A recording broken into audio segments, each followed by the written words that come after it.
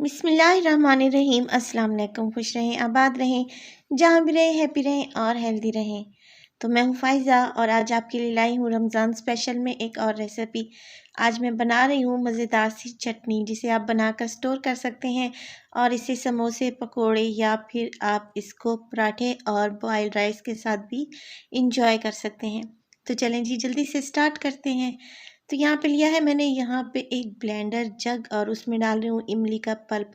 तकरीबन आधा कप है मेरे पास और ये थिक वाला पल्प है। अगर आपके पास थिन पल्प हो इमली का, यानी कि पतला पेस्ट रखा हुआ हो, तो आप एक कप भी ले सकते हैं। तकरीबन 15 से 16 दाने हैं मेरे पास यहाँ पे साबुत गोल मिर्च के, जो हम कड़ी में इस्तेमाल करते हैं। ये वही वाली मिर्च है, ये इसमें शामिल कर देंगे।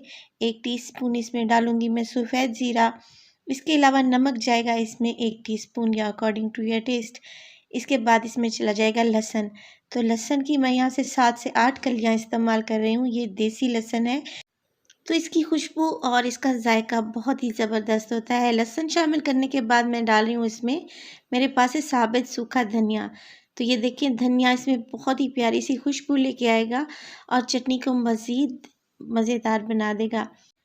तो एक मुट्ठी है मेरे पास यहाँ पे फ्रेश पुदीना, जिसे मैंने अच्छे से धो लिया है और धोने के बाद मैंने इसे काटे बगैर ही शामिल कर दिया है। एक गड्डी लूँगी मैं हरा धनिया, हाथों की मदद से देखिए मैंने इसको तोड़ लिया है और डंडी समेत ही हरा धनिया मैंने इसमें शामिल कर दिया है।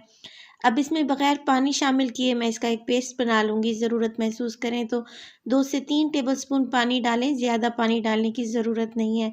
तो यहाँ पे देखें, एक थिक सा पेस्ट हमारे पास आ चुका है, मज़ेदार सी ये चटनी। और यकीन करें, बहुत ही खुशबूदार ये चटनी है, क्योंकि हमने इसमें पुदीना और इसके अलावा मैंने इसमें जो सूखा धनिया शामिल किया है, उसका टेस्ट बहुत ही ज़बरदस्त आता है।